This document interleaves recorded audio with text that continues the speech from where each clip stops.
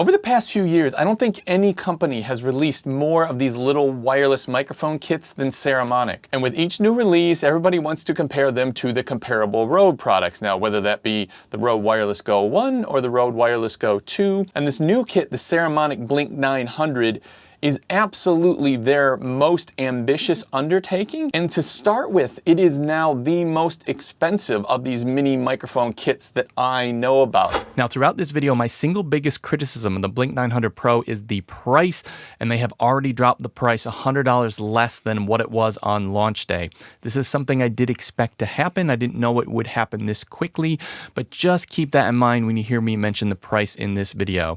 And as always, I will put the best price links in the description down below, including where I found this advertised at $100 less than it was on launch day. Now, these two microphone systems have a number of things in common. And the first one is they both have a maximum SPL on the built-in microphone in the transmitters of 100 decibels. That means that if the sound in the environment exceeds 100 decibels when it's going into the microphone, you are going to get some distortion or clipping. So there's no advantage to either system there. And when it comes to battery life, the Saramonic has a battery life of 6 hours, and the Rode Wireless Go 2 has a battery life of 7 hours. Now, keeping in mind that the Saramonic also comes with a charging case with 3 recharges available. So that's actually going to get you on the road a total of 24 hours of use time. Now, both of these systems have a quoted range of 200 meters in line of sight.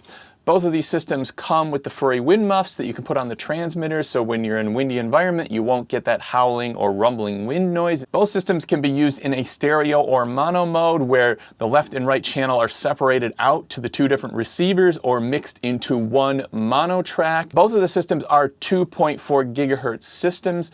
And essentially what that means is they're not UHF systems. The importance of the 2.4 gigahertz is it gives you some very high and very detailed audio that you don't necessarily get out of a UHF system.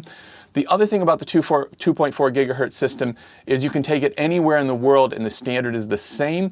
With the UHF system, you might buy a kit in sort of Europe or the United States, and if you move to a different country, because the frequency laws are different there, you might actually be bringing a kit into that country that is illegal in that country. And there's a few places that the Blink 900 Pro sets itself apart, and the first one is the charging case. This isn't just a type of case that you plug into a wall or plug into your charger and it charges the actual units themselves. The actual case gets charged as well. It has a built-in battery.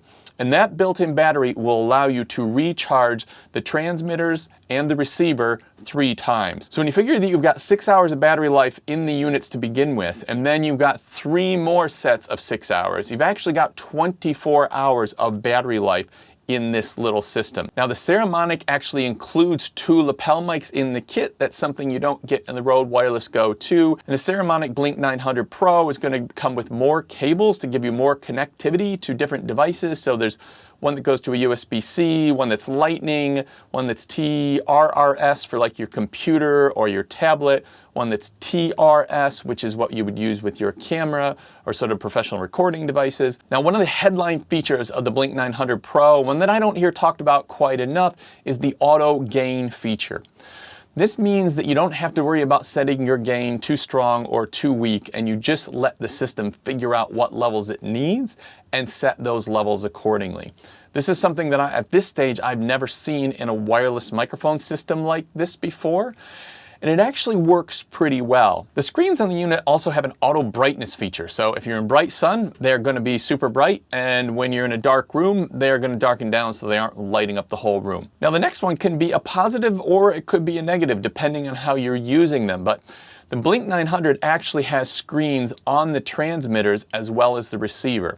And the screens on the transmitters allow you to see your meters of what's being sent out. It's also allowing you to control your gain.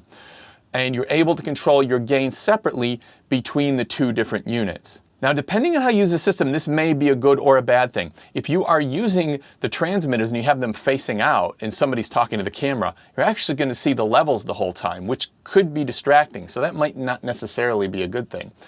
If you got them turned in like I'm wearing it now, it doesn't matter. The other time this could be useful is if you are recording yourself like I am now and you're using a lapel mic, you can actually look at your levels on your transmitter and set them without messing around with the camera. So you can be quite a ways from the camera and set your levels properly just by looking at the transmitter. Now, as far as using the interface and the menu system in the Blink 900, it's a bit of a double-edged sword. It's actually a far more powerful menu system, and you essentially can configure everything you can possibly configure about this unit through the menu system. You don't have to use an app, you don't have to plug anything in. But in doing so and trying to achieve that with basically only 2 or 3 buttons on the whole unit, it does get a bit fiddly figuring out long press this, short press this. It doesn't take long to tune it in and know what you're doing, but it's not as intuitive as the simple interface on the Rode Wireless Go 2. The sacrifice there is the Rode Wireless Go 2, you can't configure all those functions right through the menu system on the interface itself. You have to plug it into a device and use the app to configure some of those sort of deeper dive settings. And although you are getting all these features, you're not getting them for free. You're paying for them because this system is significantly more costly than the Rode Wireless Go 2 in its more scaled down configuration without a lot of these options. And when we look at the Rode Wireless Go 2, it still has a number of advantages over the Blink 900 Pro. And the first one, and probably the headline one, is the fact that it has an internal recording backup track. If you have your audio break up or your receiver runs out of battery, your transmitter is going to record up to 8 hours. I think more if you do it in compressed version. I'm not exactly sure of the time, but I think it's days or many hours. It's going to record a backup track, and if you discover this later on, you just plug that transmitter into your computer, and you're going to be able to pull that backup track right off the unit.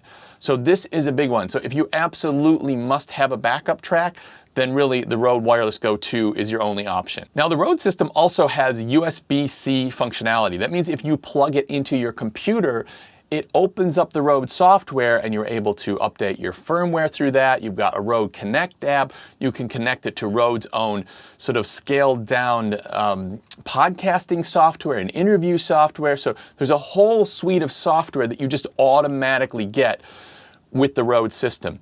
You also get a microphone that is a true USB-C microphone. If you plug it into a computer, a tablet, whatever, it's going to recognize it as a USB-C microphone, and that is going to give you a lot more functionality as far as integrating with a tablet or a phone or a computer than you're going to get with the Saramonic Blink 900. The Rode Wireless Go 2 is also slightly smaller, so it's just going to tug on your shirt a little bit less. It's just going to bulge a little bit less. Now, if you're just using both of them with the lapel mics, that doesn't really matter. But if you are going to clip them on your shirt, the Rode system is just a little bit lower profile. Now, the next one's going to be a big deal for some people, and that is the Rode Wireless Go 2 gives you a stronger signal out of the receiver, meaning that no matter what camera you're using, you don't have to turn up the gain in the camera as much. And if you are using a camera that has poor quality preamps, which means the higher that you turn that gain, the more you're going to get a background hiss, you are more likely to get that background hiss when using the Saramonic system than you are using the Rode Wireless Go 2. Now, both of the systems have a locking windscreen that goes on the transmitter, but the Rode Wireless Go 2 just has a little bit better integration of this, where it's a twist lock system, and there's just absolutely no way that's coming off. The Saramonic is reasonably secure, but if it gets a good bump, it is going to come off. And the way that you secure the wind muff to the Saramonic Blink 900 is basically the way that the Rode Wireless Go 1 had, and a number of the other systems, including the Deity system, has that same system, where it's kind of push and click on. Now, the Rode Wireless Go 2, I think, has a better screen. It only has one screen, but I think it's better. I think that the meters are more accurate and they are quicker responding. I find in the Saramonic system, for whatever reason, the transmitter is actually showing different audio levels than the receiver, which can be kind of confusing. Now, when you buy into the Rode product, you're going to get into Rode's whole ecosystem, which means all these type USB-C devices, the way they work together. You can use other Rode's USB-C devices, hook them all into your computer and shoot a podcast using all of them. So there's a lot of integration with other Rode products and the Rode ecosystem that you're going to get with the Rode that you're not necessarily getting with the Saramonic. Included in this is the constant firmware updates that Rode offers. And then there's the price. You are going to get into the Rode Wireless Go 2 system significantly cheaper than the current pricing on the Saramonic Blink 900 Pro. Now, I am going to put my best price links in the description down below, and I'm doing that because I'm hopeful that at some point in the future we will see the price come down on the Blink 900 Pro. Now, I think the audio you're getting out of both of these systems is actually quite good, but I thought I would give you some completely unprocessed audio to compare the Blink 900 Pro to the Rode Wireless Go 2. And now you're listening to the raw audio out of the Rode Wireless Go 2 microphone system.